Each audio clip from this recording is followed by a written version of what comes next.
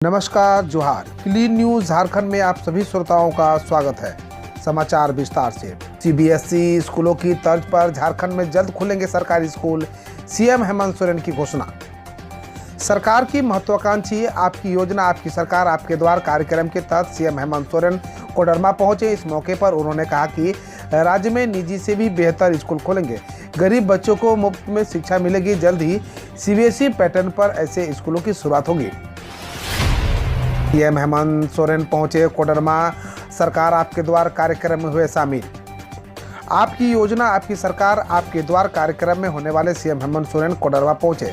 यहां उनका जोरदार स्वागत किया गया। इस कार्यक्रम में मंत्री आलमगीर आलम, सत्यानंद भोक्ता, बरही विधायक उमाशंकर अकेला, बरकट्टा विधायक अमित यादव व अन्य मौजूद थे। मौके पर विधायक अमित यादव ने चलकुसा प्रखंड के कोडरमा के लिए जाने की मांग की। वही कहा कि राज्य सरकार पत्थर व ढिबरा कारोबार को लेकर नियम शिथिल कर राहत दे। कोडरमा में हजारों लोग बेरोजगार हो गए हैं, उन्हें रोजगार मिले। 1932 का खतियान लागू कर हेमंत सरकार इन हर झारखंडी को पहचान देने का काम किया है। झारखंड के रिम्स का अमृत फार्मेसी के साथ करार, जल्द खुलेगा स्टोर। राज्य के सबसे बड़े सरकारी अस्पताल रिम्स में भी अमृत फार्मेसी स्टोर खुलेगा। इसकी प्रक्रिया शुरू हो चुकी है। स्टोर खोलने को लेकर कल करार किया गया। बताते चले कि अमृत फार्मेसी का स्टोर अब तक एम्स नई दिल्ली, पटना, देवघर, कल्याणी, भुवनेश्वर और पीजीआई चंडीगढ़ से संचालित हो रहा है। इसी कड़ी में अब रिम्स में इसकी शुरुआत होगी। Amrit pharmacy store HLL life care limited द्वारा संचालित किया जाता है। सालखन मुर्मू ने जगन्नाथ महतो के किस बयान पर साधा निशाना, बोले गलत बयानी कर रहे हैं वो। आदिवासी सिंगल अभियान के अध्यक्ष व शिक्षा मंत्री जगन्नाथ महतो गलत बयानी कर रहे हैं। उनका कहना है कि बिना किसी पत्र या गजट के कुर्मी को क्यों 1931 के एसटी सूची से बाहर किया गया। यदि कुर्मी एसटी नहीं है तो उनकी जमीन CNT में कैसे है। श्री मुर्मू ने कहा कि मंत्री जगन्नाथ महतो को ज्ञात होना चाहिए कि CNT कानून की धारा 46B के तहत SC और OBC की भी जमीन की रक्षा के लिए CNT में प्रावधान है।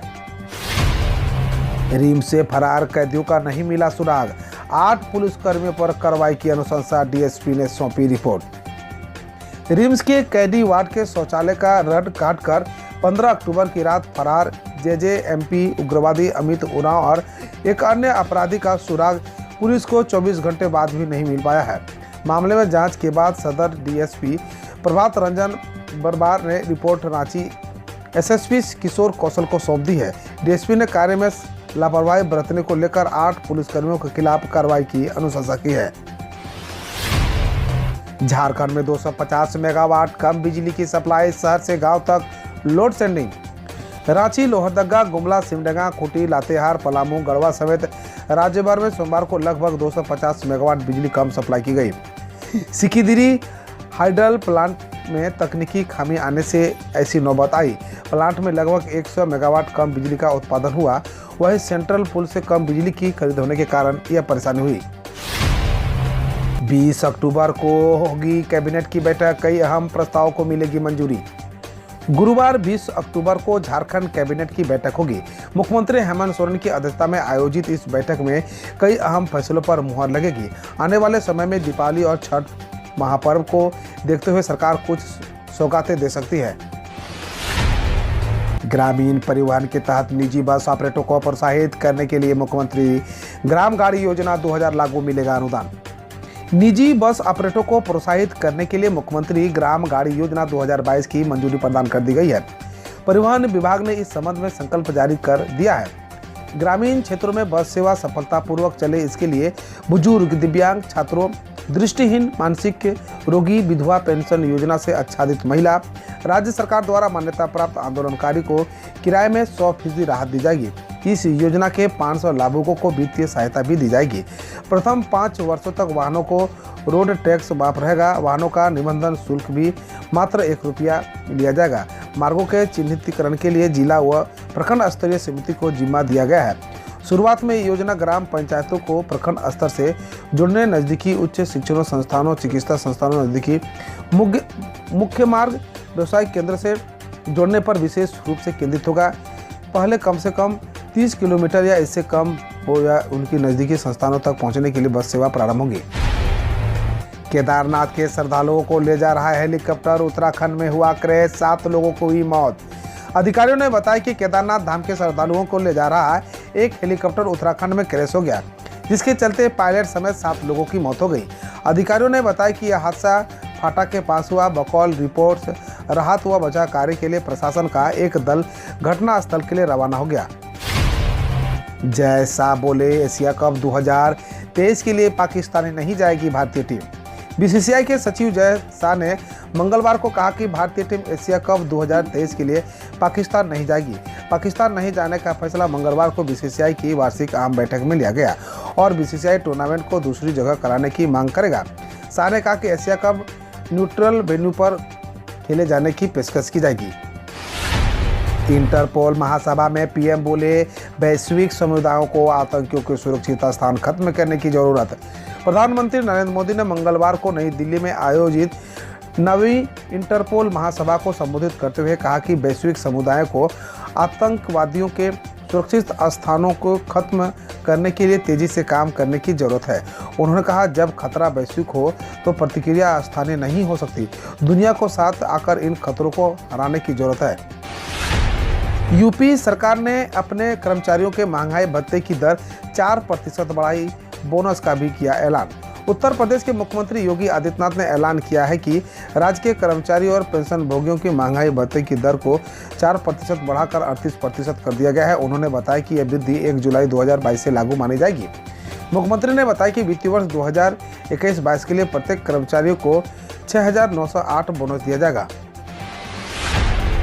मुंबई एयरपोर्ट मंगलवार को सुबह 11 बजे से शाम 5 बजे तक रखरखाव कार्य के लिए रहा बंद।